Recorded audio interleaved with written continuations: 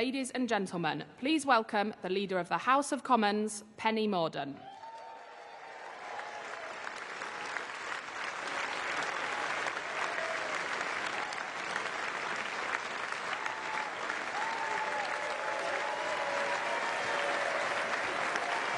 Wow.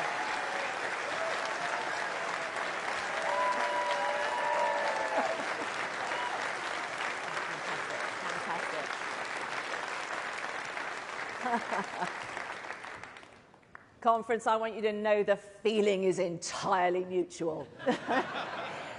What a great conference. I love conference. It is a chance to see you all, to be able to thank you for all that you do, for all that you believe in, and for being here today. And it's important that you are, because this is the turning point. It is the point from which we are going to be measured. Now, physically getting here has not been straightforward. Mick Whelan will be very disappointed to see so many of you here. Absolutely. Absolutely. But we are quite used to people trying to disrupt our conference. Whether you're a new member, and this is your first conference, or you have been a stalwart of the party for decades, you have all had to stand up to bullies. You've had your offices graffitied, you've been trolled online, you've been called scum, you've had physical threats, some of you have had death threats, and I know that some of you in this hall today have faced sanctions and threats from hostile states. No matter what the attack, we don't back down. 39 years ago, this conference met in the aftermath of the Brighton bomb. Standing up to bullies is what we do.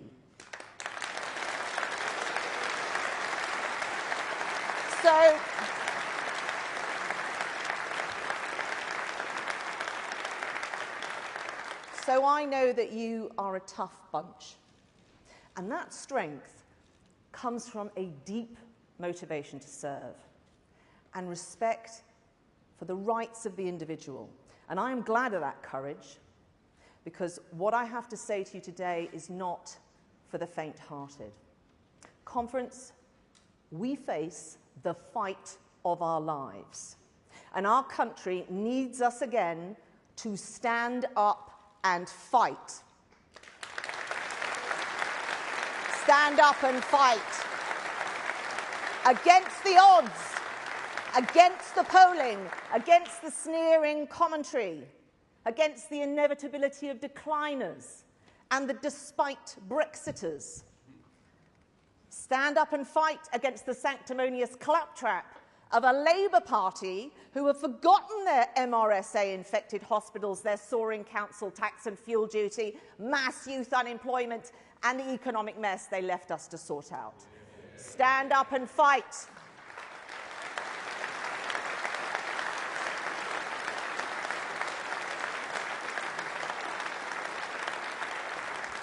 Stand up and fight, because when we do, all is possible. Now, later on, you're going to be hearing from our brilliant Prime Minister. And he is going to be talking about the future, about the long term, and how politics needs to change for a brighter future. But for the time I have with you, I want you to cast your minds back. Now, as you know, I'm a Portsmouth girl, and on the South Coast, we know a thing or two about fighting. Over the years, we have been in one scrap after another, and my city still bears the scars to this day. Many of you in this hall will remember the 1980s. I know what you're thinking. Mordaunt couldn't remember the 1980s. She's far too young. Conference, I have to tell you, I was there.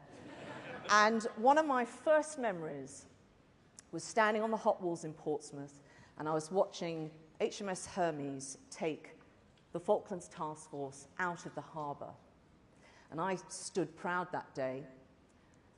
I knew, watching those men and those ships, that my country stood up to bullies.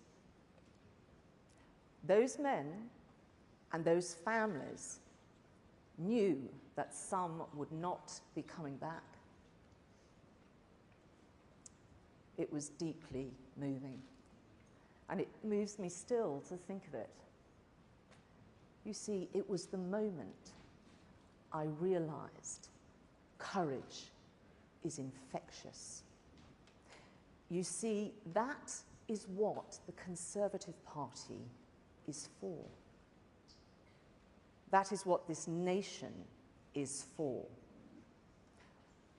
We stand up and fight. We are the party and country that stood up and fought Nazis and fascists. We are the party and country whose resolve enabled superpowers to end a Cold War. We are the party and country that sent my classmates' fathers and ships from my dockyard to stand up and fight for the rights of the Falkland Islanders to self-determination. All against the prevailing wisdom that it could not and should not be done. We are the party and country that have stood from the start with Ukraine. We are the party and country that stood up for democracy, who gave our countrymen the choice to join a European trading bloc, and 40 years later, the choice to leave what it had become. We are the party and country that transformed the sick man of Europe into a titan on the global stage, who stood up and fought against militant trade unions and broke their chokehold on Britain. A few brave people with courage and conviction and love of country who thought about the long term, not short-term popularity, who knew what needed to be done and took on the bullies to achieve it. Margaret Thatcher and every single person that stood with her and fought for a better future. Now, conference, I happen to know that Lord Tebbit is tuned in to our proceedings from home, and I think we should all send him a message. Norman, we remember you today, and we thank you.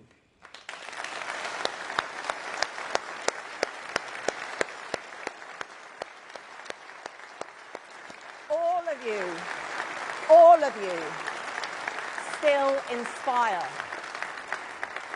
Never forget those who went before us. And remember that without a Churchill, you can't have a Zelensky. Conference, I am telling you all of this because I want you to remember that our greatest moments as a party and a country come from when we feel at our lowest ebb. And we face such a moment now. Unprecedented threats yield unprecedented opportunity. Unprecedented fears provide unprecedented challenge. So why have I taken you all back to the 1980s? Very simply, conference, because that is where the Labour Party now wishes to return. Make no mistake, they want to fight the battles of the past. All that we have worked so hard to achieve is in peril. The freedom to use our roads without protesters or politicians stopping you. The freedom to access public services and public transport. The freedom to build a business and create wealth. The freedom to invest in your children. The freedom to make of ourselves everything our talents and determination allow. The freedom to speak one's mind. The freedom of political association. The freedom to take personal responsibility, all at risk. Make no mistake, What will happen if we fail to win a general election? And the biggest threat of all is that the sons and daughters of Scargill are readying for a rematch of the battle of the 1980s, no less than the repeal of all the reforms and freedoms we have brought in, aided and abetted by Labour, fuelled by the politics of envy, identity and class hatred, outdated, dogmatic, irrelevant to the needs of the people. We've seen this before. We have seen this before.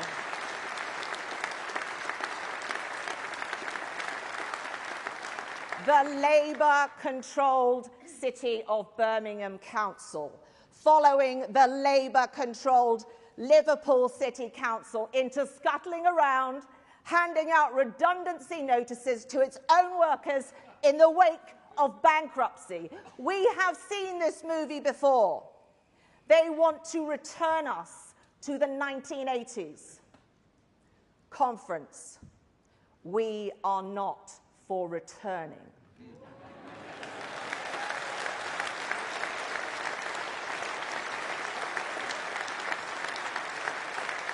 No.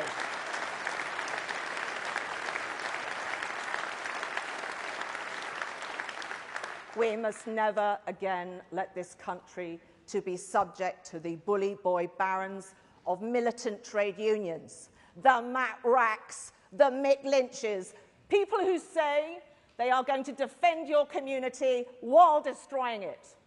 People who say to hard-working families, the best way they can make ends meet is to drive those ends further apart by going on strike. People who tell you your cancelled operation on your National Health Service that you fund is a price worth paying for them to meet their agenda. People who want to turn the BMA into the NUM. Conference, we have seen this all before. We must never again let this country be tortured by the rack and the lynch mob. They are the iron fist, the iron fist. So now, let me tell you about the velvet glove. The smooth, silky, red velvet glove that would give them cover. You see, Conference, I don't know about you, but I do not trust the leadership of Keir Starmer to be able to stand up to the iron fist. Why? Because he is not even capable of standing up to Mark Drakeford and his plans for an independent Wales. No. 20-mile-an-hour independent Wales. Or Sadiq Khan and his taxes on the working poor. Or Angela Rayner and her trade union charter. He is incapable of standing up and fighting. He doesn't believe in anything. He doesn't stand for anything. Who is he? A few years ago, he wanted you all to think he was Jeremy Corbyn. He sat in his shadow cabinet knowing full well what that would mean if that man ever got into Downing Street, what it would mean for our defences. He watched while colleagues of Jewish heritage were driven from his party. And at the turn of this year, he wanted you all to think he was Neil Kinnock. He used the exact language that Kinnock used in that fantastic conference speech he made when he took on the hard left of Hatton and Heffer. And at that moment, we Conservatives, we cheered. We cheered Kinnock because we recognised his courage. We recognised his motivation because it was ours too. It didn't matter that he was our opponent. He was fighting for our country. When has Sir Keir ever done that? No. Starmer has emboldened militant trade unionism and voted against protecting the public access to the services they pay for. And now In Act 3, he wants you all to believe he's Tony Blair. Starmer will do anything and say anything to win an election. And that is where his ambition ends, along with the power that he will cede to his union paymasters and an NEC which needs a focus group to tell it to sing the national anthem. He will not stand up and fight for anything or anyone. He won't stand up for you. More likely, he's going to lie down. Lie down in the street with Just Stop Oil. Lie down with the Lib Dems and the SNP. Lie down with Ed Davey, the man that makes Tim Farron look like a giant. Yeah.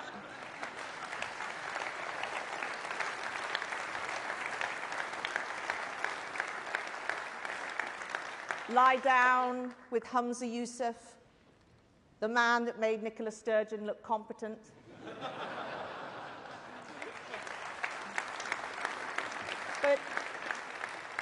But just think for a moment what that would mean for our relationship with the EU and for the union of our precious United Kingdom. Right at the point when our brilliant nation should be focused on the new opportunities ahead, when it should be thinking about the future, taking the long-term decisions to guarantee its success. Be in no doubt what is at stake. These people will erase everything we have achieved. They will deny Britain all it can be. So if you remember nothing else from what I have said today, remember this. Stand up and fight. Stand up and fight for our families, for workers, for the protectors, for the wealth creators. Stand up for those that take responsibility. Stand up and fight for all those people that voted to leave the EU and those that voted to remain and accepted the result and wish our country well. Stand up and fight for your communities, for Scotland, for Wales, for Northern Ireland, for England.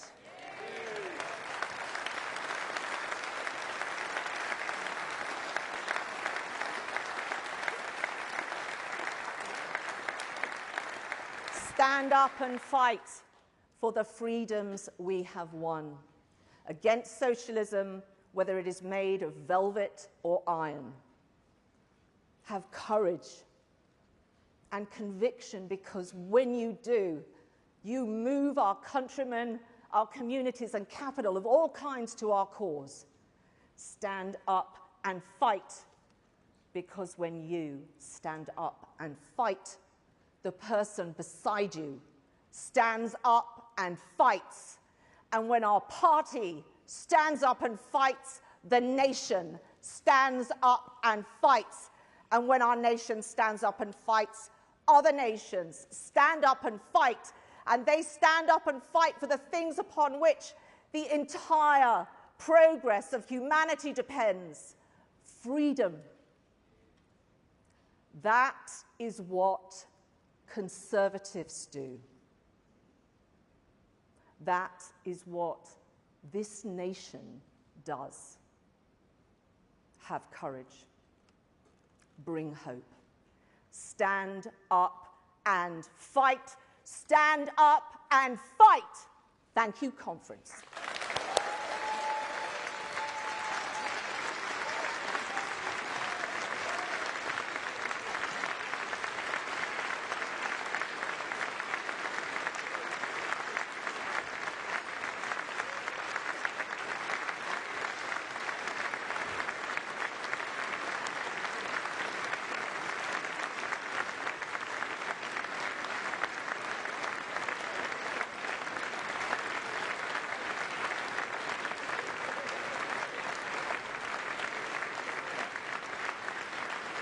Ladies and gentlemen, please welcome the Minister for Veteran Affairs, Johnny Mercer.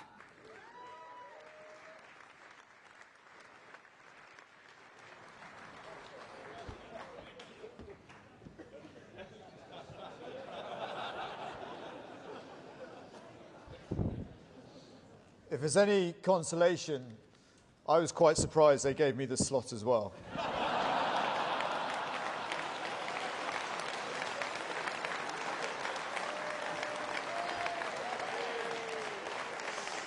Conference, thank you very much, and good morning, and thank you to Penny.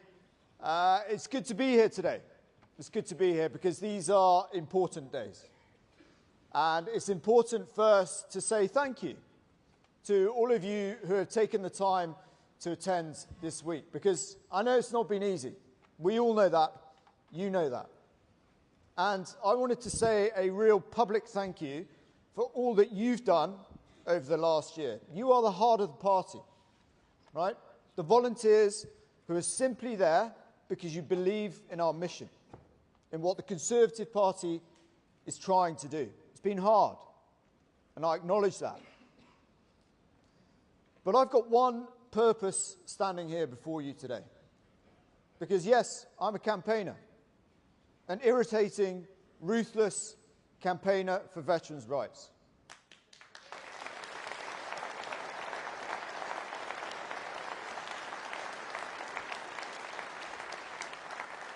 I love Plymouth, but above all of that, I'm a patriot. And the truth is, we stand at a crossroads. And I want us to really focus on what lies ahead. Because out there's a country that is yearning to be won over, that really does not want to vote and have a Labour government. They want to change. They want a change that works better for them. Everyone wants change after 13 years. Just ask my wife.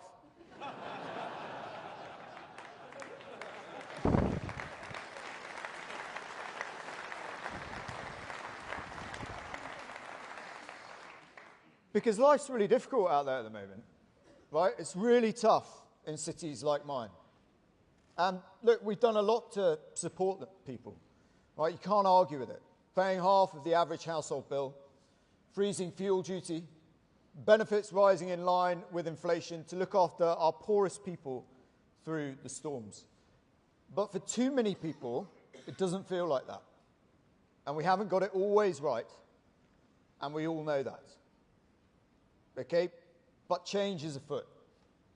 And I would not be here today if that was not happening. You can feel the change. You can feel the change this week. Long-term decisions for a brighter future actually means something, right? Take my crusade on Veterans Affairs. I joined this party because, like many ordinary Britons today, I saw it as the party of the nation. Moderate, patriotic, committed, and values-driven. I believed that if I could show the values that were missing in the care of my generation of veterans of Afghanistan, this party would close that gap. Because it was a values thing. It was a values thing. How we look after those who serve. Those who, instead of shouting loudest about their country outside yet another party conference, those who actually crossed that threshold and were prepared to sacrifice body and mind for our way of life, for our country, for our values. And in the last 30 years, we have seen politicians repeatedly failing to take the long-term choices for our veterans. But this PM has been different from the start. And I would not be here if he wasn't.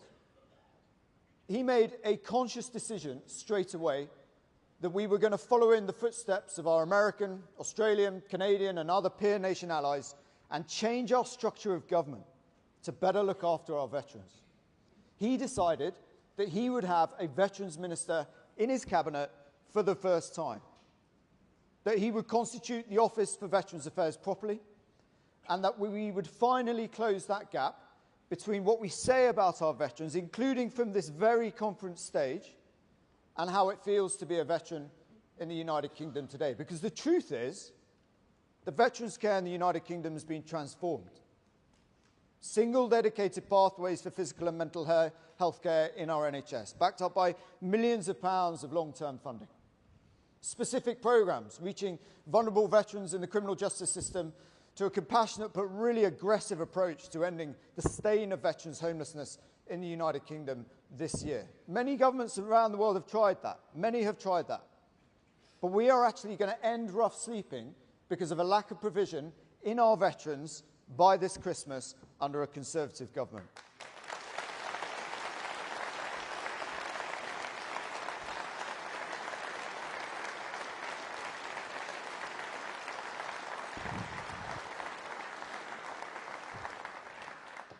And finally, that totemic scourge on the lives of our extraordinary people who served in Northern Ireland has been removed.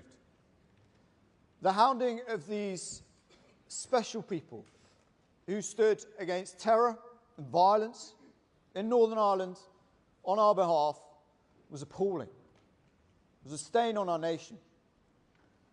Not just on the veterans community, but the nation as a whole. The sight of these men being arrested in their 80s, dragged back to Belfast, hounded literally to death. It was a totemic symptom of a nation's moral ambivalence to those who served. To end that was about hard choices, right? It was about principles. It was about honesty, about what could be achieved in that space. It talked about who we are as a party, who the Prime Minister is as a man, his character, what he believes in. It was about values. And with the Northern Ireland Legacy Act, we have now achieved that change. I pay tribute to Chris at the Northern Ireland office, of course. But mostly, I pay tribute to the unstinting bravery, patriotism and courage of that generation of veterans who served in Northern Ireland. I know you have not always felt it, but your sacrifices brought the peace that we have today in the United Kingdom, and we are unequivocal in our admiration and total respect for your service, and I hope you can begin to feel that now for yourselves as well.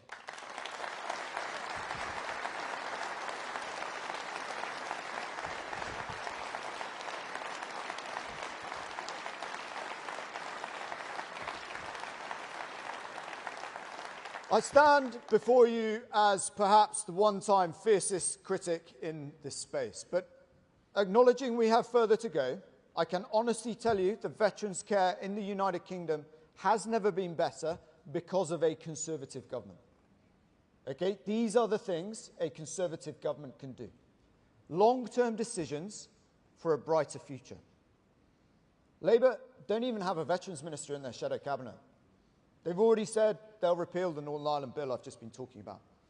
They have no plans for an Office of Veterans Affairs, because to do this stuff, you actually have to believe in something, right? And if we know anything at all, it's that Keir Starmer believes in nothing at all, right? He will bend to the highest bidder. First bit of rough water, he's going to bail out, okay? And contrast this with Rishi. Voting for Brexit, despite being told it was end of his career. Creating a world-leading furlough scheme throughout the pandemic. Taking a leadership role in our approach to net zero with working families at the heart of it. Because he's in it to serve. I know him.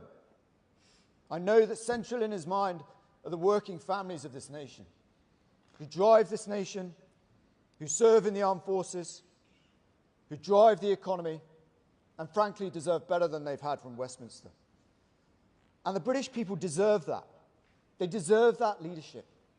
We must not consign them to years of a feeble Labour government they don't want and doesn't believe in anything at all. We must hang together in the months ahead. This is the vital piece. We must hang together. Now is the time for focus, a focus on our nation, on the mission above ourselves. If we do that, I'm convinced we can get there. Let's get to it.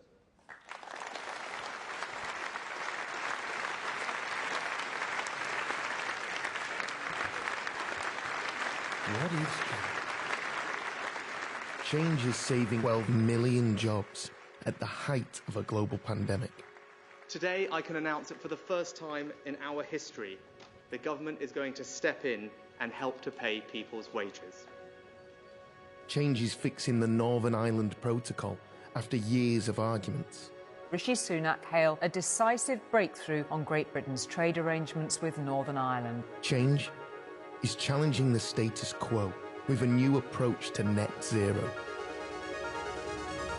Change is doing politics differently, setting targets you can be judged. We will halve inflation, grow the economy, reduce debt, cut waiting lists and stop the votes.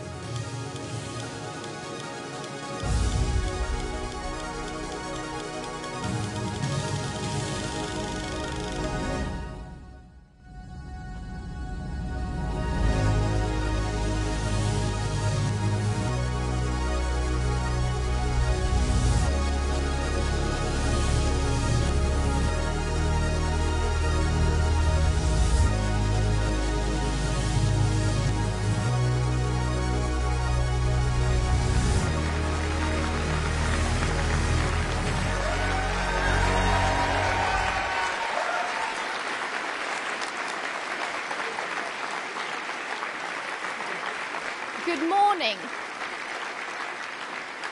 Good morning.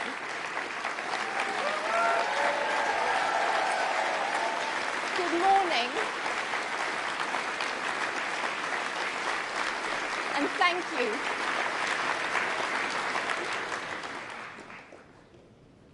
Okay. Well, I just got away with good morning. We're almost at good afternoon. But yes, you're absolutely right. I'm not on the agenda for today. A bit of a surprise addition, shall we say. And a surprise for my husband too, who has no idea what I'm going to say. When I told our lovely girls, Krishna and Anushka, about being here today, they were also quite surprised. But look, the reason why I'm here is really quite simple. And it's because Rishi and I are each other's best friends. We're one team. And I could not imagine being anywhere else but here today with all of you to show my support to him and to the party.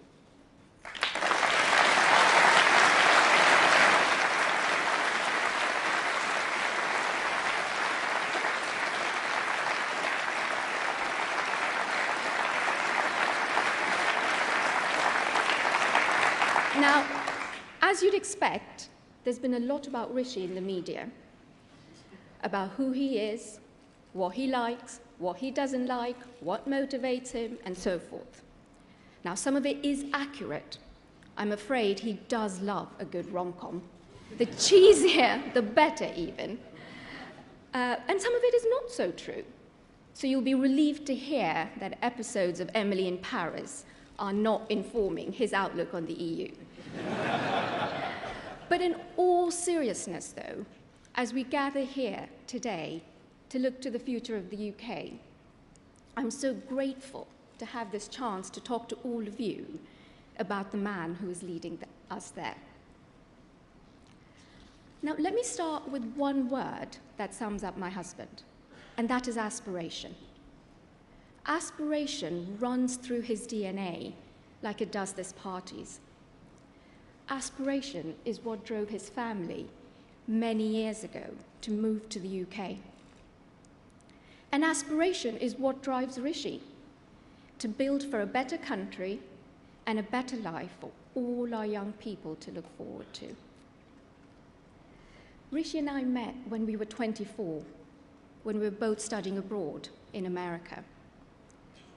Right from the very beginning, I was struck by two things about him. No, not his smart suits or his love for hoodies. He actually didn't own either back then.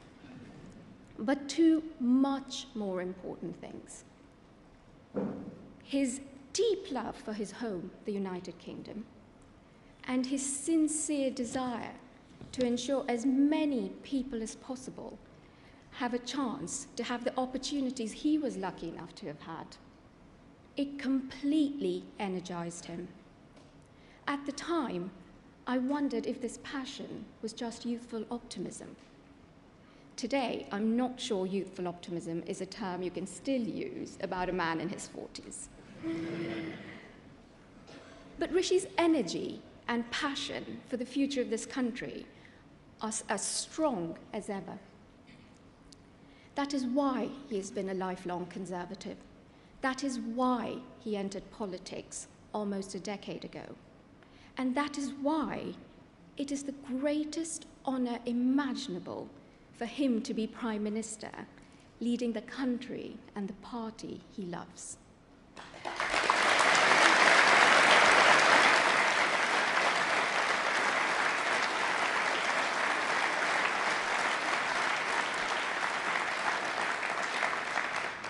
As I said earlier, getting together with Rishi almost 20 years ago was not the easy route. It meant, in our early days together, a complicated, long-distance relationship. But let me tell you, on the other hand, being with Rishi was the easiest decision of my life. He's fun, he's thoughtful, he's compassionate, and he has an incredible zest for life.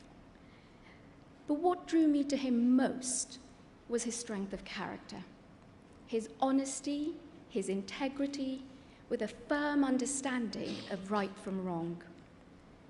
It's what I'm still drawn to even today, after 14 years of being married. As you may know, Rishi is the son of a GP and a pharmacist. His parents moved to the UK from East Africa with very little, but they built here a life for themselves and for their children. For Rishi's dad, being involved in his patients' lives beyond the doctor's surgery was a big part of how he saw his role. Rishi's mum trained as a pharmacist, and years later, after saving enough to open her own shop, she too went above and beyond the call of duty to build deep-rooted relationships with her customers. It meant Rishi and his younger brother and sister grew up in a household entrenched in their community in Southampton, and they were wholly devoted to it. That love of community grew in Rishi too, from a very young age, as the most natural extension of how he sees home. And that connection with people is the source of his political life. Rishi cares deeply about this party and the values that underpin it. I would like to take this opportunity to thank you all for the support you've already shown him and for the warm welcome you've given our young family. Please know that Rishi is working hard to do the right thing for the country, not just for now, but for the long term, with honesty and with integrity. That is why he has told some hard truths already, and knowing him, he'll continue to do so. He shares your values, and he knows how much you care about the future of the UK, but also about the struggles and the challenges that people are facing today, and the potential we all see in a better tomorrow, not just for a few, but for everyone in our country.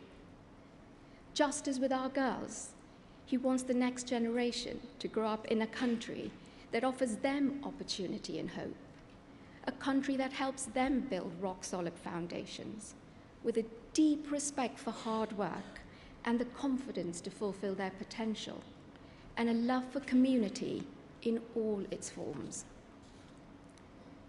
Sometimes, when the going gets tough, I remind Rishi that he's fighting for his values, that he's fighting for this party's values, knowing that it's a hard road ahead, but success is hard won. Rishi, you know this. You know that doing the right thing for the long term, even when it's hard, is the right thing to do. And I hope you also know how proud you make our girls and me every single day.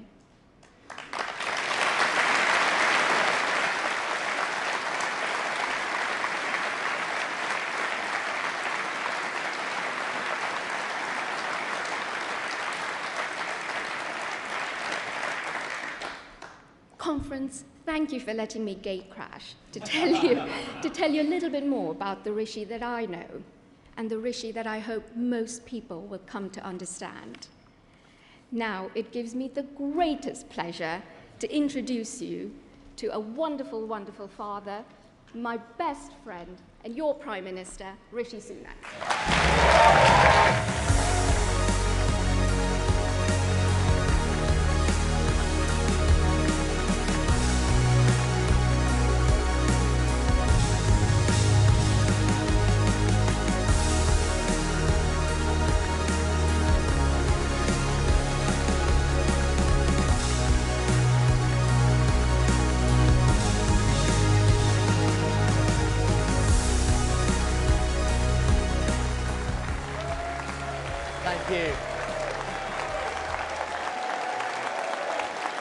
Thank you.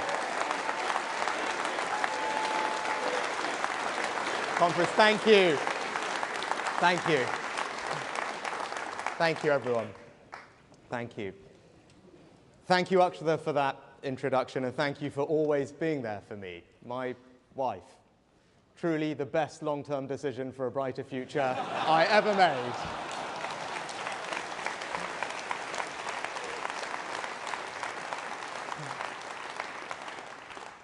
I've been blessed in my life. I have a wonderful wife and 2 daughters who make me proud every single day. And I was also lucky enough to grow up in the most loving of homes. My dad was a GP and my mum a pharmacist. You did need a smaller mention of the last summer, I know. Now, in so many ways, I wouldn't be standing here before you today without them. My mum and dad were and are my inspiration. Thank you, Mum. Thank you, Dad.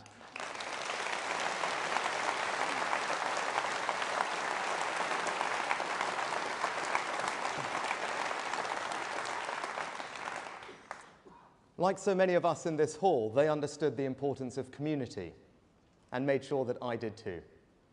They didn't believe community was some extension of government. Rather, they understood community is sustained by individuals, by those who look out for their neighbour, treat others as they would like to be treated. They understood the fundamental importance of service. It was seeing the difference they made to people's lives that made me want to go into politics. Now, my mother set up her own pharmacy.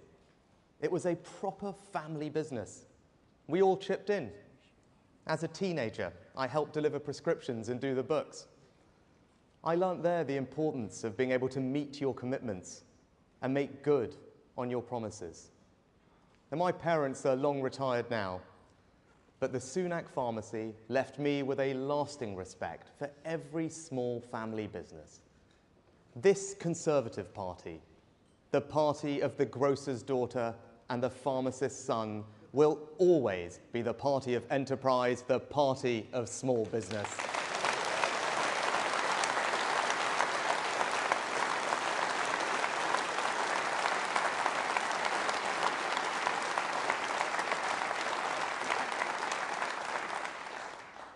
I've been Prime Minister for almost a year now, and we have done good things in that time. We've made progress on our 5 priorities: to halve inflation, grow the economy, reduce debt, cut waiting lists, and to stop the boats. But today, I want to share with you my reflections on what I have seen and what I have learned doing this job. I have seen up close the quality of our armed forces and our intelligence services, truly the finest in the world.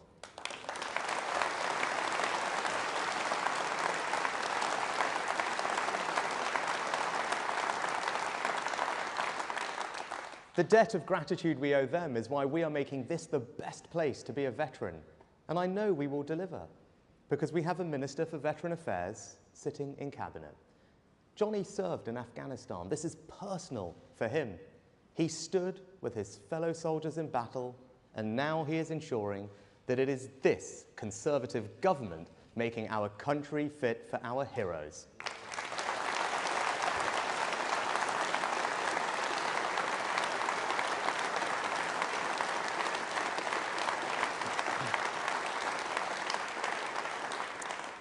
We've backed our military with record investment. Working with Ben, a great defence secretary, we put the defence budget on a sustainable footing. And now Grant will ensure that our advanced AUKUS submarine alliance with Australia and the United States keeps the world safe for decades to come and creates jobs here at home. And through our leading role in NATO, we remain the bulwark of European security, all testament to this country's global reach and influence and our determination to take long-term decisions in the national interest. By contrast, just remember that not once, but twice, Labour tried to make a man Prime Minister who didn't believe in NATO, who would have surrendered our nuclear deterrent, and who blames Britain for every problem. Sir Keir Starmer might want us to forget about his repeated support for Jeremy Corbyn, but we never will. You can never trust Labour with our country's security.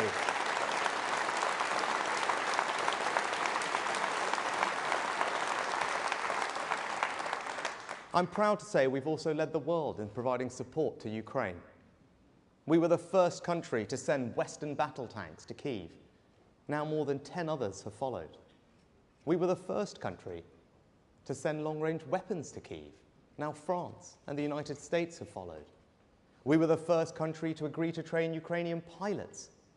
Now more than a dozen others have followed. I say this to our allies. If we give President Zelensky the tools, the Ukrainians will finish the job. Slava Ukraini!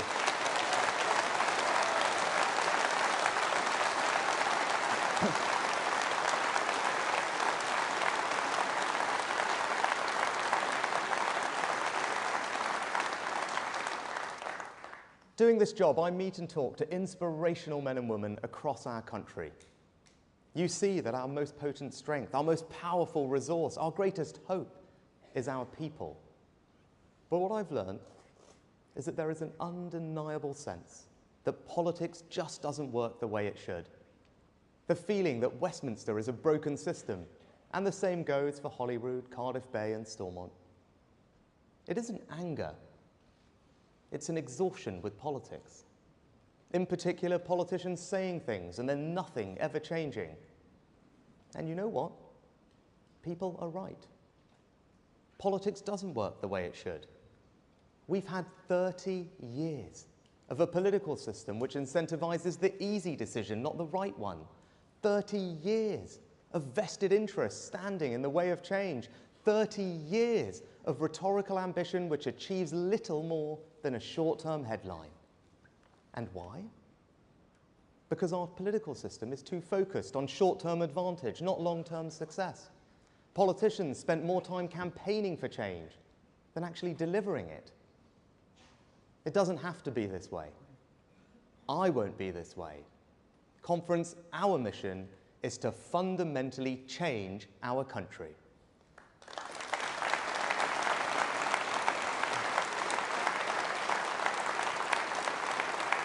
Now, the Labour Party have set out their stall to do and say as little as possible and hopes no one notices. They want to take people's votes for granted and keep doing politics the same old way. It's a bet on people's apathy. It doesn't speak to any higher purpose or brighter future. It is about power for the sake of power. It is, in short, everything that is wrong with our politics. So if this country is to change, then it can only be us who will deliver it. Because if we do not, our growth will be stunted. More places will be left behind, and ever more of our time will be spent debating the side issues and symptoms rather than the deeper, more structural challenges we face. We won't allow this to happen. So where a consensus is false, we will challenge it. Where a vested interest is placing itself above the needs of the people, we will stop it. And where common sense is under attack from an organised assault, we will defend it.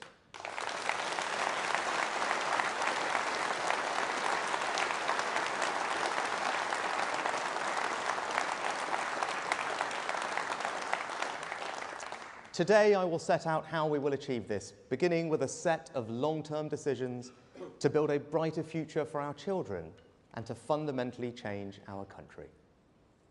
And Conference, you can already see my approach in the course I charted on net zero. And we Conservatives love our natural world. We are determined to be good stewards of it. In my own constituency, it is the beauty of the North York Moors and Swaledale and Wensleydale that makes the place home. We Conservatives also value frankness and consent. We believe that politicians have a duty to treat household budgets with respect and that change only endures if we bring people with us. As you could tell by the reaction to my decision to chart a new course to net zero, it was not the easiest argument to have. But when I looked at the reality of what people were being asked to do, the thousands of pounds people would need to pay, all of that disproportionately falling on the poorest in society, by the way, and all of it not actually necessary in those time frames to meet our net zero targets, and in spite of us doing more than any other country, I concluded it simply wasn't right. So I decided to take a pragmatic, proportionate, and realistic approach to reaching net zero.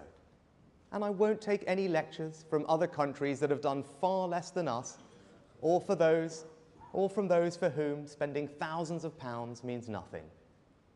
Change is difficult, particularly for those who disagree. But remember this, we will still meet our international obligations. We will still meet our domestic targets, and we will still get to net zero by 2050.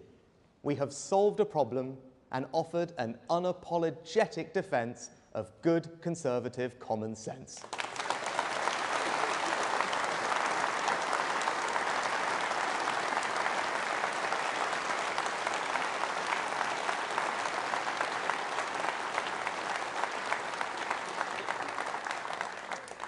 So as much to the country, I make this promise to all of you in this hall. As I did last summer, I will tell it as it is.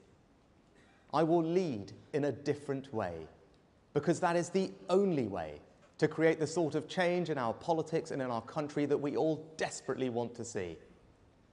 Now, I came into office in difficult circumstances, and I don't want to waste time debating the past, because what matters is the future. The facts are the facts. You can't borrow your way out of inflation. And if we want fundamental change in our country, we need a strong economy as a foundation.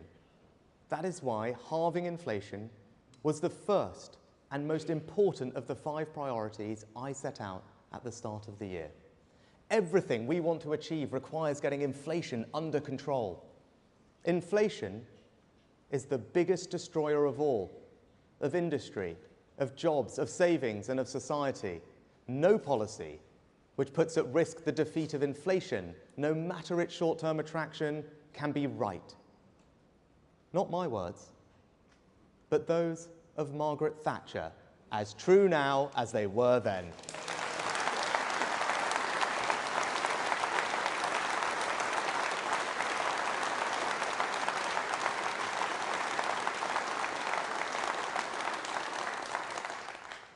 I know you want tax cuts. I want them too, and we will deliver them. But the best tax cut we can give people right now is to halve inflation and ease the cost of living.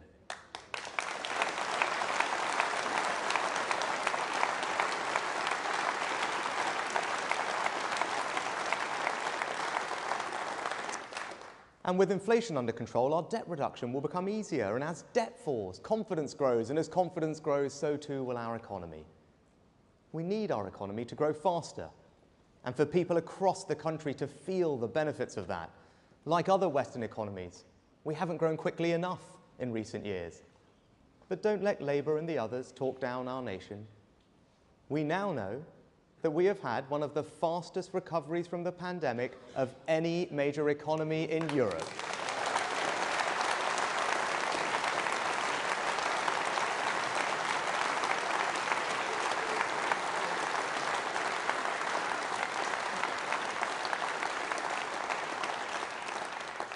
Since leaving the single market, we've grown faster than France and Germany, not despite Brexit, because of Brexit.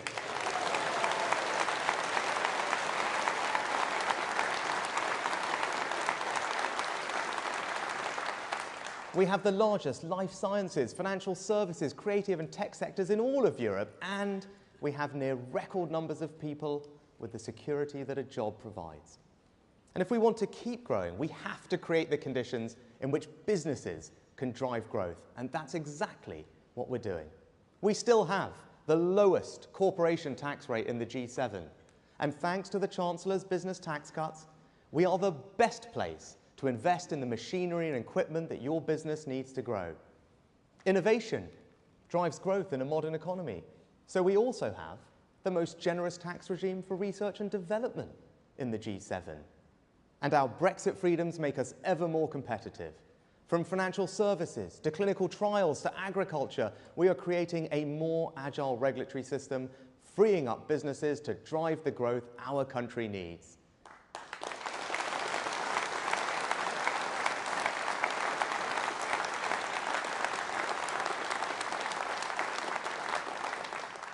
The fact we control our own trade policy now is why we can be the first European country to join the £11 trillion Pacific Trade Pact, linking us to the fastest growing region in the world and opening up new markets for our farmers and great British products. We have new free ports, from the Firth of Forth to the Solent, ensuring the benefits of trade and investment are spread across our country.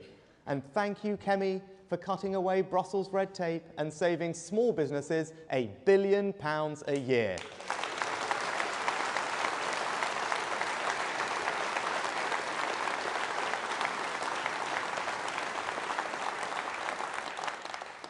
Brexit was more than a vote to leave the EU. It was a vote to change, to become something more. It was a statement of our belief that Britain could begin a new story, one which reached all parts of our country and everyone in it. We must keep making the case for taking back control, because if we don't, our opponents will try and neuter this change, to align us with the European Union so that we never seize the full opportunities of Brexit. Now, we know where Keir Starmer's heart lies on this issue, and we know he can't be trusted on it either. First, he said he'd respect the referendum result. Then, he wanted a second referendum. Then, he wanted free movement. Then, he didn't. He said he wouldn't try and renegotiate our deal. Then, he said he would. And then just 2 weeks ago, he was caught on camera telling a meeting of international politicians that he now just wants to follow all the EU rules. The irony isn't lost on me. While we're busy thinking about the future of the United Kingdom, Keir Starmer's just banging on about Europe.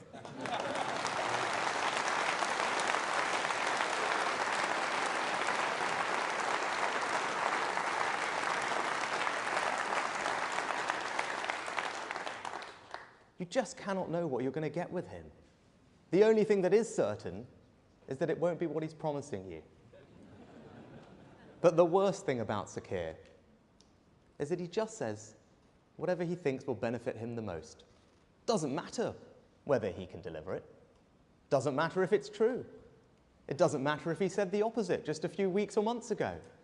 He is the walking definition of the 30-year political status quo I am here to end. That is why we have to beat him, and conference, that is why we will.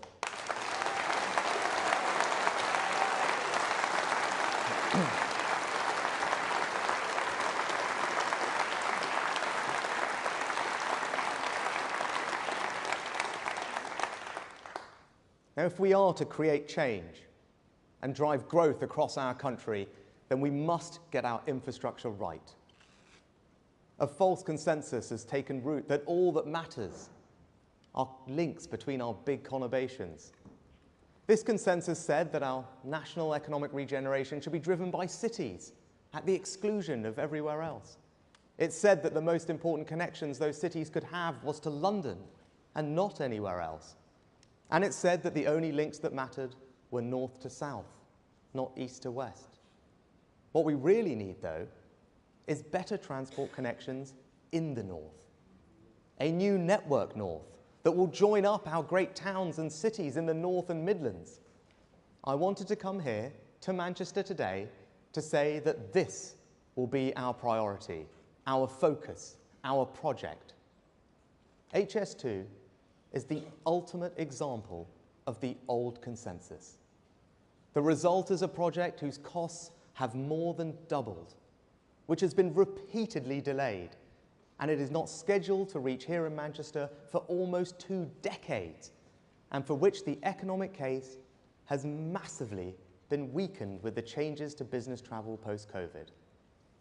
I say to those who backed the project in the first place, the facts have changed, and the right thing to do when the facts change is to have the courage to change direction.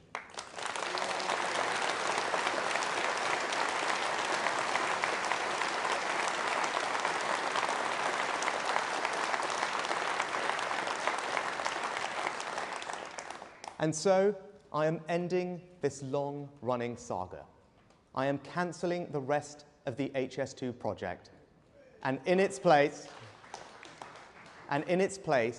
we will reinvest every single penny, £36 billion, in hundreds of new transport projects in the North and the Midlands across the country. This means £36 billion of investment in the projects that will make a real difference across our nation.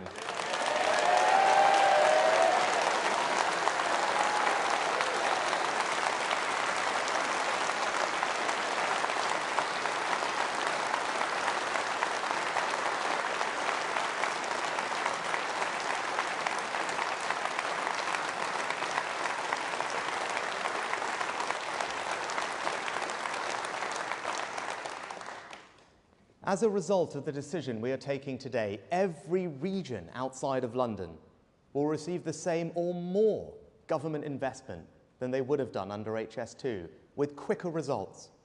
No government has ever developed a more ambitious scheme for northern transport than our new Network North. This is the right way to drive growth and spread opportunity across our country, to level up.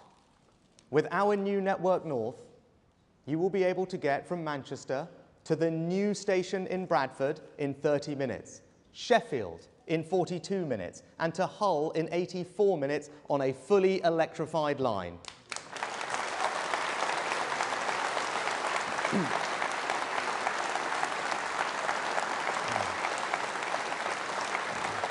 All right. Don't worry, there's more. We'll protect the £12 billion to link up Manchester and Liverpool as planned, and we'll engage with local leaders on how best to deliver that scheme. We'll build the Midlands Rail Hub, connecting 50 different stations. We'll help Andy Street extend the West Midlands Metro. We'll build the Leeds Tram. We'll electrify the North Wales Main Line, upgrade the A1, the A2, the A5, the M6.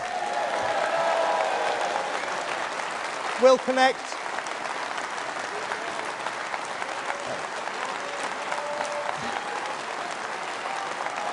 There is more.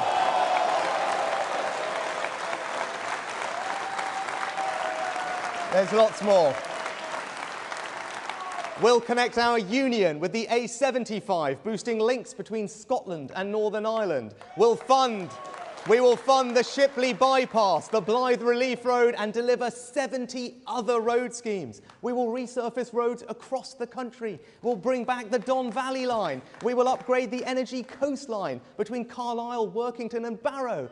Build hundreds of other schemes, and keep the £2 bus fare across the whole country.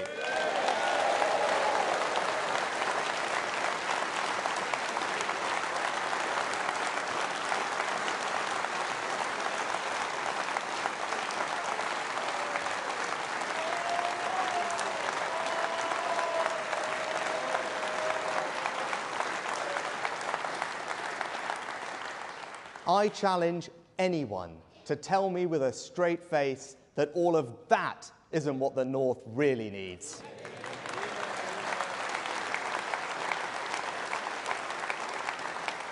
Our plan will drive far more growth and opportunity here in the North than a faster train to London ever would. As John Stevenson and Ben Houchen have long argued, East-West links are more important than North-South ones. Now, given how far along construction is, we will complete the line from Birmingham to Euston. And yes, HS2 trains will still run here to Manchester, and journey times will be cut between Manchester, Birmingham and London by 30 minutes. And I say this to Andy Street, a man I have huge admiration and respect for. I know we have different views on HS2, but I also know we can work together to ensure a faster, stronger spine, quicker trains, and more capacity between Birmingham and Manchester.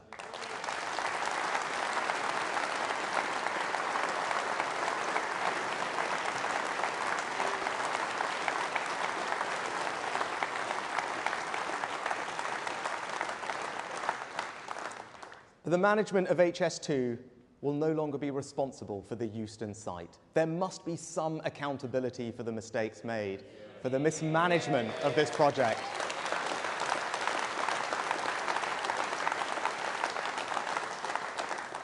We will instead create a new Euston development zone, building thousands of new homes for the next generation of homeowners, new business opportunities, and a station that delivers the capacity we need.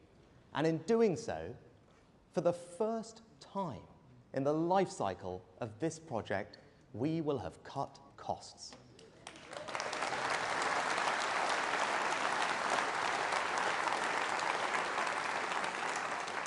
The £6.5 billion of savings that Mark and I are making will be taken from the Euston site and given to the rest of the country.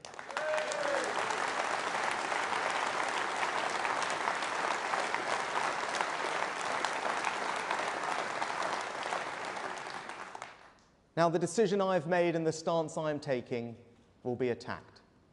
They will say that halting it signals a lack of ambition. There will be people I respect, people in our own party, who will oppose it.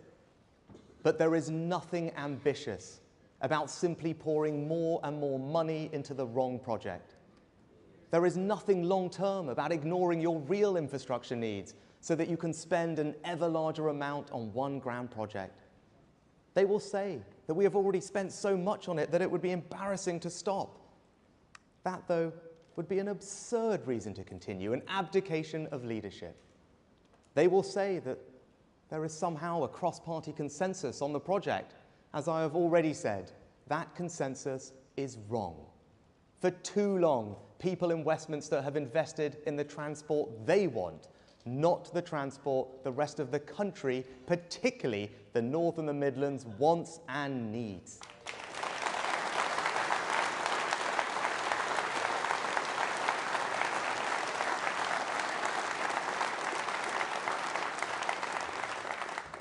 And to those who disagree, who will focus on what I have stopped, I ask you to consider what we have just created with Network North, an alternative which, in place of one delayed and overrunning project, will now begin hundreds upon hundreds of new projects, large and small, road and rail, bus and train, covering the whole country, that will be delivered faster, that will see every region receiving more investment than they would have done.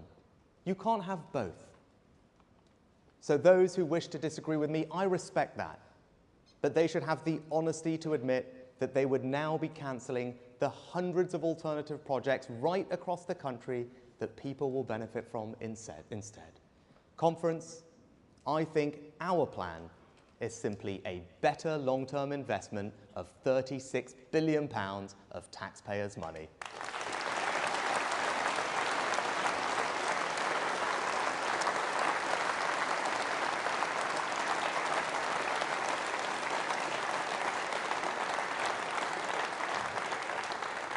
Now, we need to bring this willingness to make the right decision, not the easy one, to every aspect of our national life. The NHS is important to us all. It is the birthright of every person in this country. It was the NHS and social care staff who worked night and day to get us through the pandemic. Now, our commitment to the principle of an NHS free at the point of use is immovable. And this Conservative government is putting record resources into our NHS and social care too. But we Conservatives know that you don't measure your affection for the NHS just by how much money you put in, but how you reform it for the challenges ahead. I know that right now waiting lists are patients' most pressing concern. Just as in Scotland and Wales, they have risen because of the pandemic. And now strikes have led to more than 1 million cancelled appointments. Now, this is a reasonable government. We have negotiated and reached pay deals with over 1 million NHS workers, including nurses and hospital porters. We have met the recommendations of the independent pay review bodies for junior doctors and consultants in full. We have cut their taxes on their pensions as they requested. But they continue to demand massive, unaffordable pay rises, and that they have chosen to walk out this week says it all. This strike is all about politics, not patience.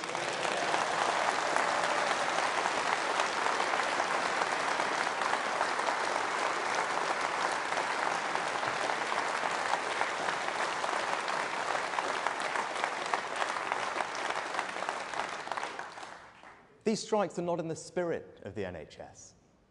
This year we celebrate its 75 years of service, and one of my abiding aims as your Prime Minister is to set the NHS up for the next 75. True believers in the promise of the NHS wanted to reflect the world we live in today. That means a higher quality service that offers you, the patient, more choice, allowing you to use any provider, independent or NHS, free of charge if that will get you treated quicker. A common sense reform that this Conservative government has made. Now next, Steve and I want to give the NHS the staff it needs. For decades, we've not trained enough doctors and nurses. The result? The NHS either hiring staff from abroad or paying temporary agency workers huge fees. And we are ending that with the first ever long-term workforce plan for our health service. Let me repeat that. The first ever long-term workforce plan. It says everything about the short-termism of our politics, that for the last 75 years, not a single government has planned for how many doctors and nurses the NHS will need in the decades ahead. Our plan doubles the number of students training to be doctors and nurses, but it is also a reform plan for the NHS, with new ways of training and new roles, new ways of working, all driving up productivity. Now, I know vested interests will oppose some of these measures, but we Conservatives must do the right thing and make the changes that will enable the NHS to work as productively as the best healthcare systems anywhere in the world.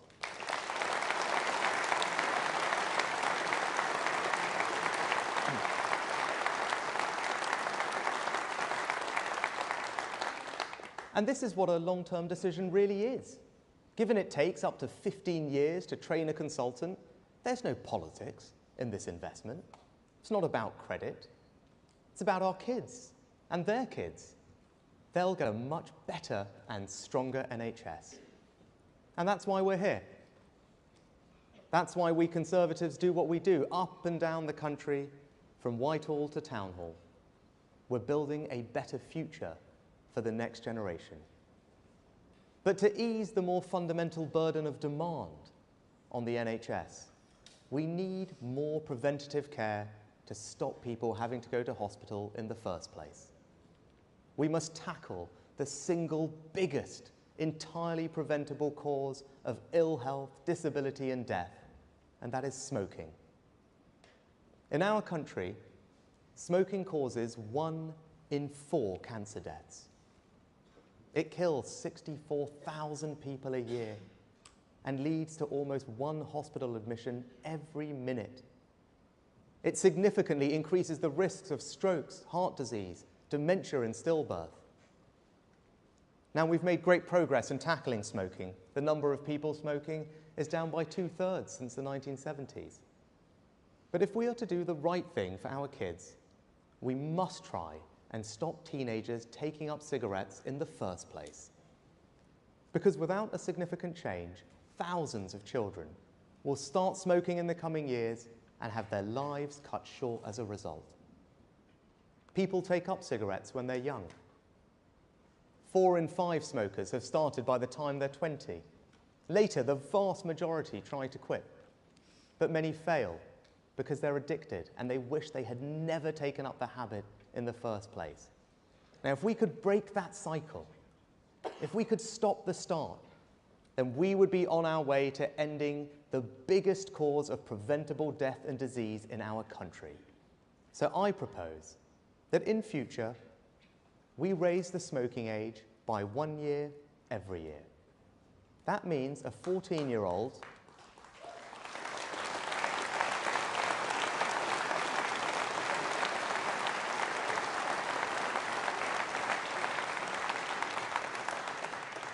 That means a 14-year-old today will never legally be sold a cigarette, and that they and their generation can grow up smoke-free.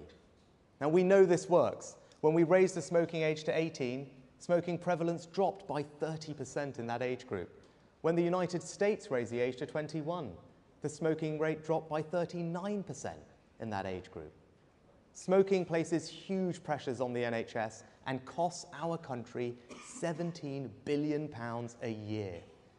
We have a chance to cut cancer deaths by a quarter, significantly ease those pressures and protect our children, and we should take it. This is not a values judgment on people who smoke. I don't believe it would be fair to take away the rights of anyone to smoke who currently does so. And the vote on this in Parliament will be a free vote, as the bar on smoking in public places was, and raising the smoking age to 18 was. There will be no government whip. It is a matter of conscience.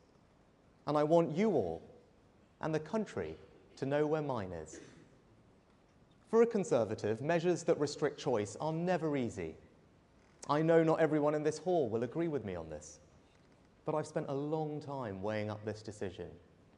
Simply put, unlike all other legal products, there is no safe level of smoking.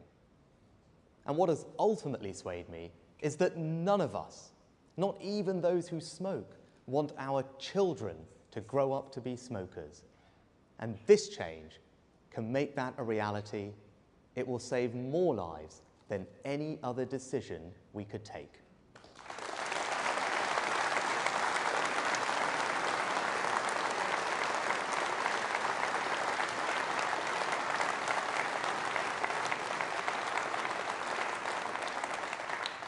And as any parent or teacher knows, one of the most worrying trends right now is the rise in vaping amongst children. 1 in 5 children have used vapes. We must act before it becomes endemic. So we will also bring forward measures to restrict the availability of vapes to our children, looking at flavours, packaging, displays, and disposable vapes. Now, as Prime Minister, I have an obligation to do what I think is the right thing for our country in the long term. And as Conservatives, we have never shirked that responsibility. We have always been at the front of society, leading it. And when we have the tools at our disposal to deal with the biggest cause of preventable illness and death in our country, to cut cancer deaths by a quarter, to significantly reduce long-term pressure on our NHS, and to do for our children what we all in our heart of hearts know is right, we must act, we must lead. Conference, we must put the next generation first, and that is what I will do.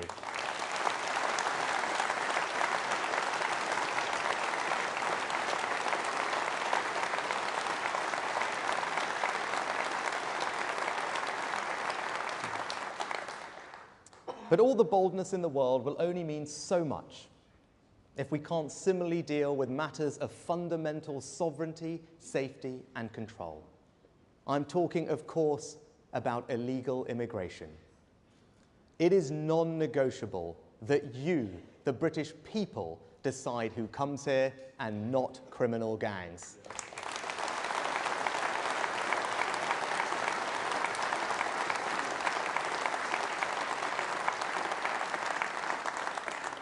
Those gangs ply a trade that leads to innocent people dying.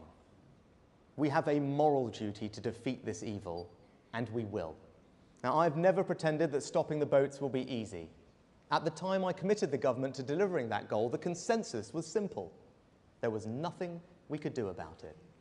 They pointed to 4 years of growing crossings and said impossible. Well, Conference, they were wrong. It is not impossible, and we are proving it. Small boat crossings are, for the first time since the phenomenon began, down 20% this year.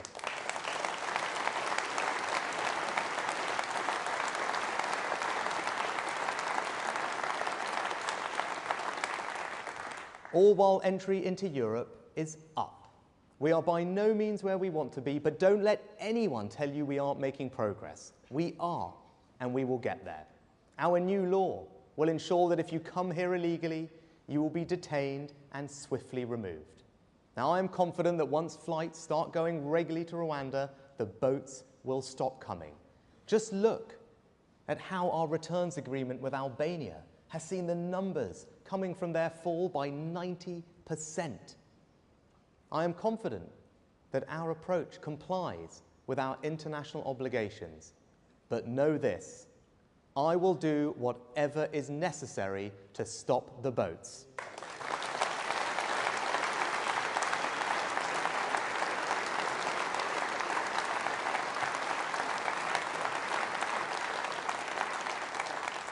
Now, by contrast, Labour's plan is to cook up some deal with the EU, which could see us accepting around 100,000 of Europe's asylum seekers.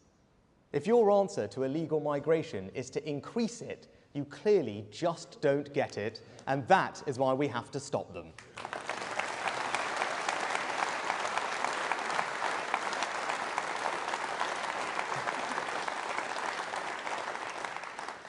And that's because on this and on so many other issues, Labour simply don't share our and the country's values.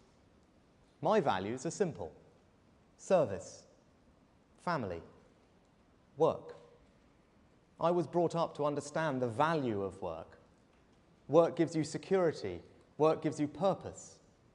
When the pandemic hit, we were faced with the prospect of 12 million people losing that security, that purpose, overnight. And once you're out of work, it can be hard to get back in. I wasn't prepared to cast 12 million people into that darkness. I'm proud that furlough not only prevented this, but helped ensure our economy recovered more strongly from the pandemic than France, Germany, and Japan. Never forget the scale of what we did for so many. In 6 weeks, we did something that had never been done before, from scratch. I was told it wasn't possible, that it wouldn't work, but I got it done. Furlough was compassionate conservatism in action.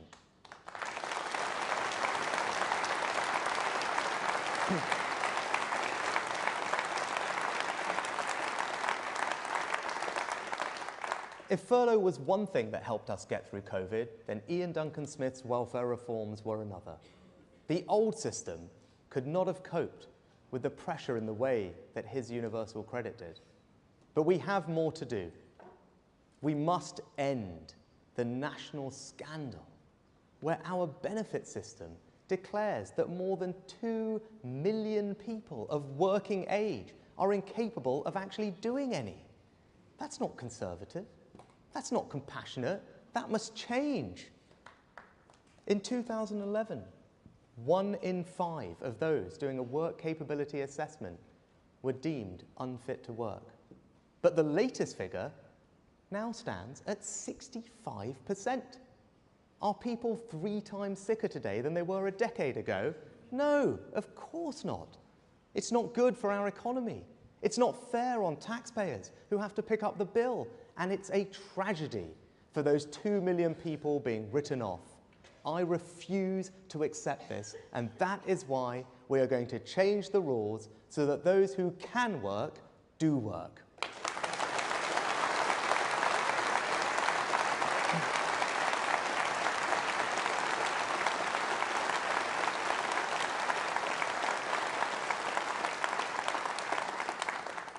Your values and your priorities should be expressed in everything the public sector does. Too often, it is not. In too many parts of our permanent state, virtue signalling has replaced common sense. As Suella has said, there is no such thing as a minor crime. If the police tolerate crime and antisocial behaviour in any form, we'll have more crime of all sorts. So that's why we now have record numbers of police officers and every crime should be investigated. Our streets will be safer, our communities more secure. No one should be afraid to walk home alone at night.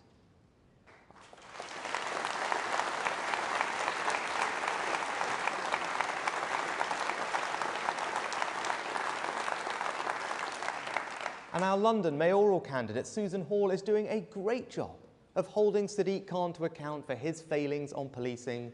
Londoners, you will be safer with Susan.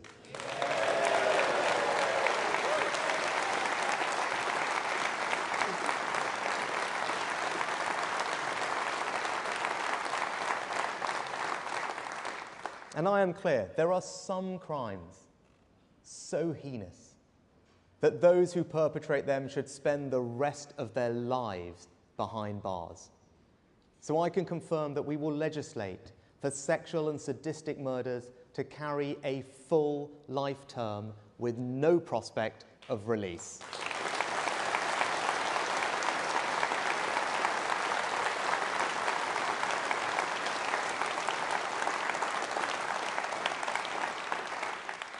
We are going to change this country, and that means life means life. Now, that shouldn't be a controversial position. The vast majority of hard-working people agree with it. And it also shouldn't be controversial for parents to know what their children are being taught in school about relationships. Patients should know when hospitals are talking about men or women. And we shouldn't get bullied.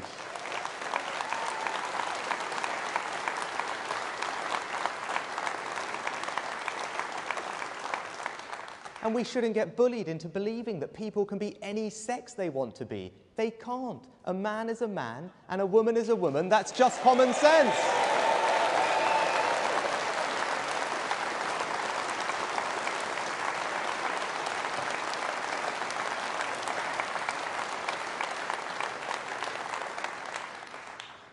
We should also never be afraid to talk about the thing that matters most to most of us, family. Whenever you want to talk about family, someone whispers, "Is that wise, Prime Minister?" You'll be accused of promoting a one-size-fits-all view. But in this Conservative Party, the party that legislated for same-sex marriage and is investing record amounts in childcare, we know that what matters is that love cascades down the generations.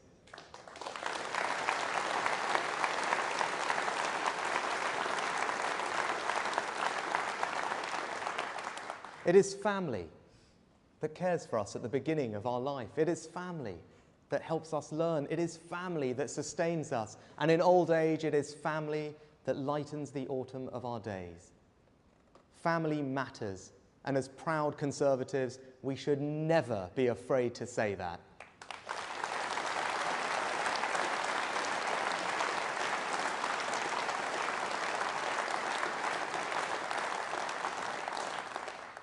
And there's another family that matters to us all, our family of nations, England, Scotland, Wales, and Northern Ireland.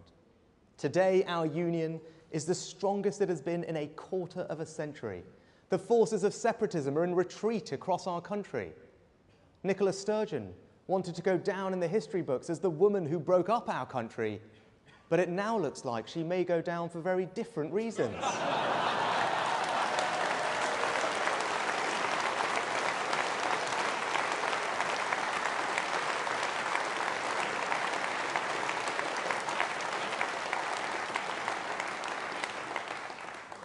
We are a remarkable combination of four nations with a proud history, and that history should give us enormous confidence in our future. My grandparents didn't emigrate to just Leicester or Southampton, but to the United Kingdom. They came here because our country stands for a set of values. We are the home of fair play, the best of British. We are the place for those who want to add to our national story.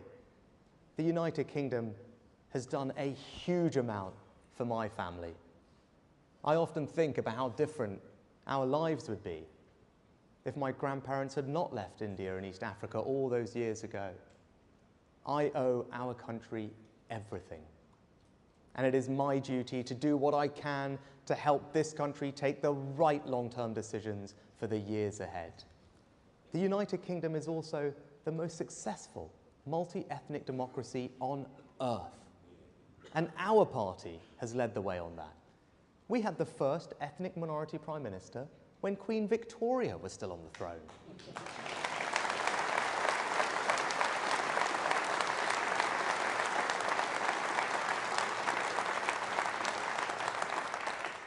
We've had 3 female prime ministers, and I stand before you today as the first non-white leader in our country's history.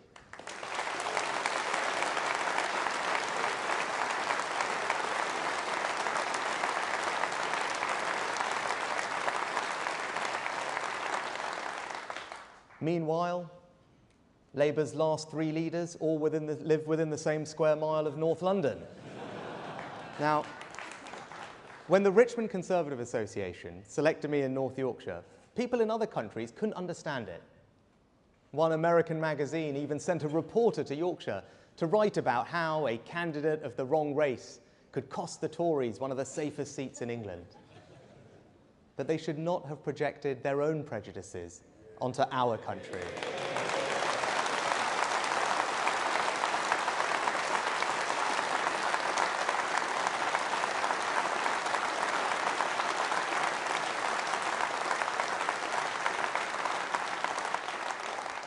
The people of North Yorkshire were not interested in my colour, but my character. Never let anyone tell you that this is a racist country. It is not. My story is a British story. A story about how a family can go from arriving here with little to Downing Street in 3 generations. What does the Conservative Party offer a family of immigrants? The chance to become Energy Secretary, Business Secretary, Home Secretary, Foreign Secretary, even the chance to become Prime Minister.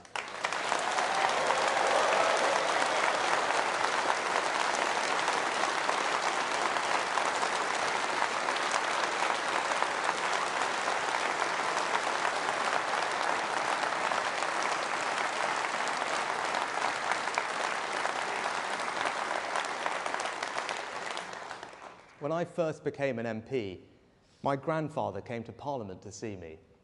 As we stood in Westminster Hall, on that floor which Disraeli and Churchill had walked across so many times, my grandfather suddenly got out his mobile phone and started to make a quick call.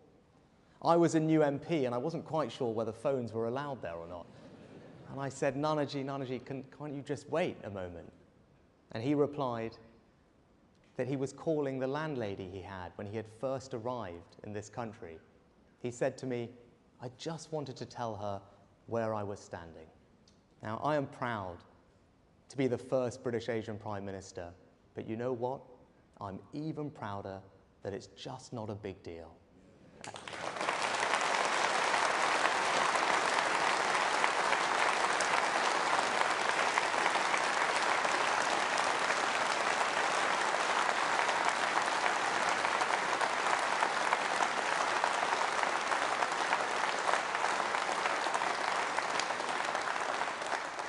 And just remember, it was the Conservative Party that made that happen, not the Labour Party.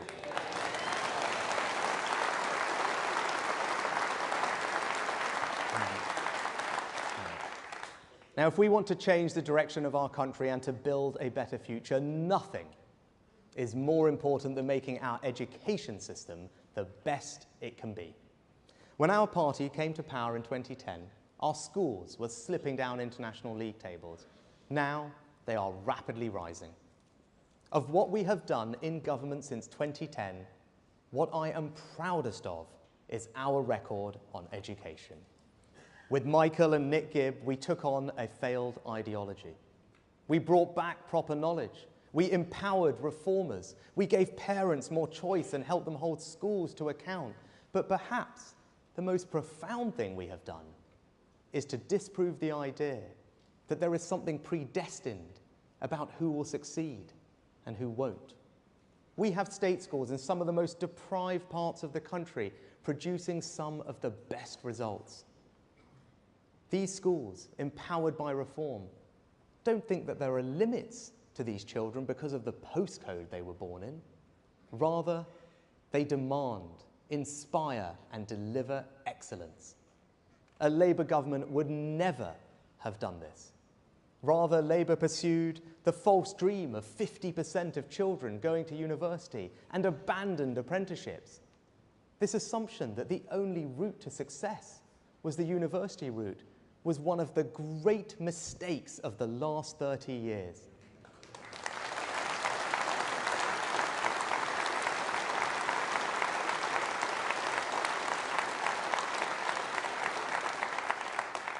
It led to thousands of young people being ripped off by degrees that did nothing to increase their employability or earnings potential. So we are stopping universities from enrolling students on courses that do nothing for their life chances. Under us, no more rip-off degrees.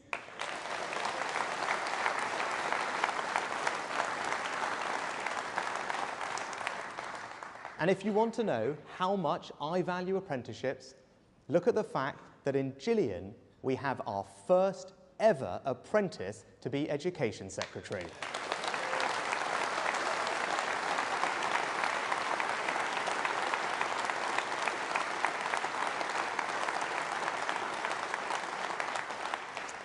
Today, I want to build on these Conservative achievements and take a long-term decision to address the problems with our 16 to 19 education system.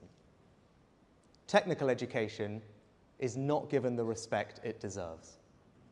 Students don't spend enough time in the classroom. A quarter of our children leave education without the basic literacy and numeracy they need to fulfill their potential. And our students study too narrow a range of subjects. Today, I am changing all of that, pulling one of the biggest levers we have to change the direction of our country. We will introduce the new rigorous, knowledge-rich, advanced British standard, which will bring together A-levels and T-levels into a new single qualification for our school leavers. First, this will finally deliver on the promise of parity of esteem between academic and technical education, because all students will sit the advanced British standard. Second, we will raise the floor, ensuring that our children leave school literate and numerate, because with the advanced British standard, all students will study some form of maths and English to 18 with extra help for those who struggle most. In our country, no child should be left behind.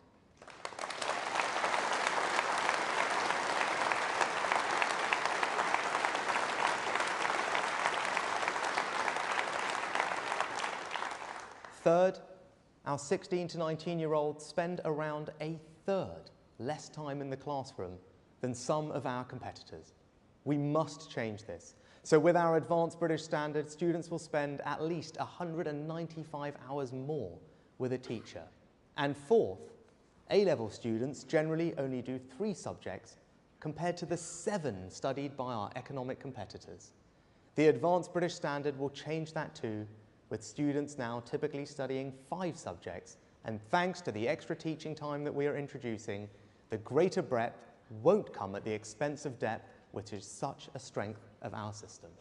Now, our new plan will require more teachers in the coming years.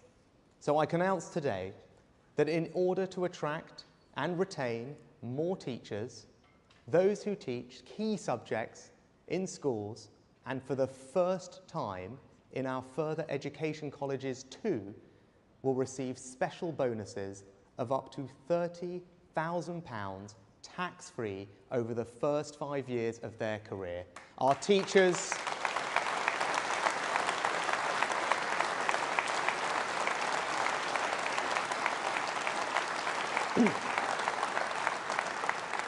Our teachers do one of the most valuable jobs in our society, and we should reward them for that. And conference, I can tell you, my main funding priority in every spending review from now on will be education. Why? Because it's the closest thing we have to a silver bullet. It is the best economic policy, the best social policy, the best moral policy. It is the best way to spread opportunity and to create a more prosperous society. It is not just my way, conference, it is the Conservative way.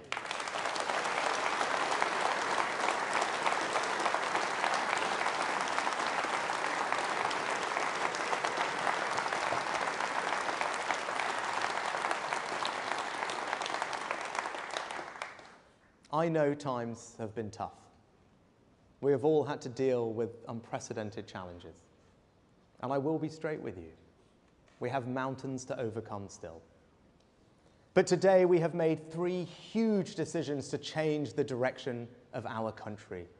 We will give Britain the infrastructure it needs, protect the long-term future of our NHS and cut cancer deaths by 1/4, and create the best education system in the Western world to set up our children for the opportunities of the future.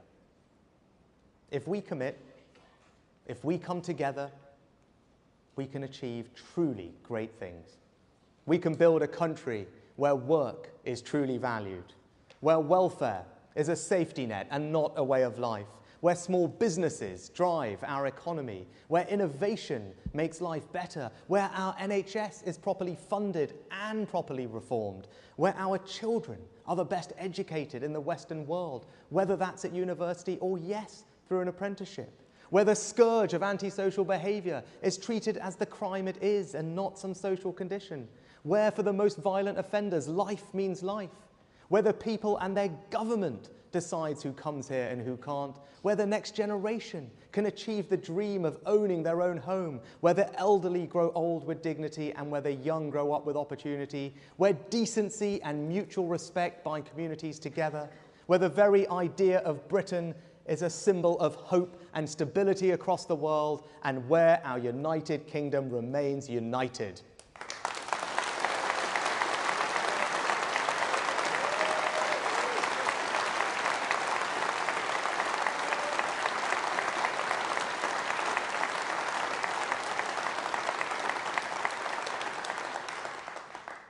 All this and more is ours if we want it, but we have to fight for it. At the next election, the choice the people face is bigger than party politics. Do we want a government committed to making long-term decisions, prepared to be radical in the face of challenges and to take on vested interests, or do we want to stand still and quietly accept more of the same? You either think this country needs to change or you don't. And if you do, you should stand with me and every person in this hall. You should stand with the Conservatives.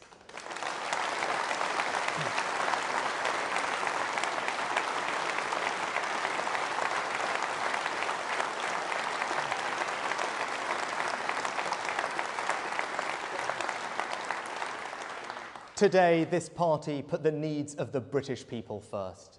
We've taken the decision many should have done, but didn't. We've ended the HS2 drama and in its place will embark on a full-scale national reinvestment in the infrastructure people actually use and want and the skilled workforce who will build it. And no more hiding. No more pretending in the face of overwhelming evidence. Too many sons and daughters, fathers and mothers are lost to lung cancer, heart disease, dementia, stillbirth, and we can change that.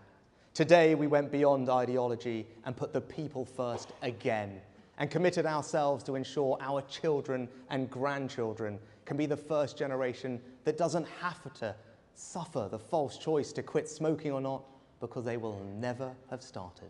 Today, we set a course for our education system that will set our children up for the opportunities of the future. No more rip-off degrees, no more low aspiration, no more denigration of technical education, just the best education system in the Western world. We will be bold, we will be radical, we will face resistance, and we will meet it. We will give the country what it so sorely needs and yet too often has been denied. A government prepared to make long-term decisions so that we can build a brighter future for everyone. Be in no doubt, it is time for a change, and we are it. Thank you.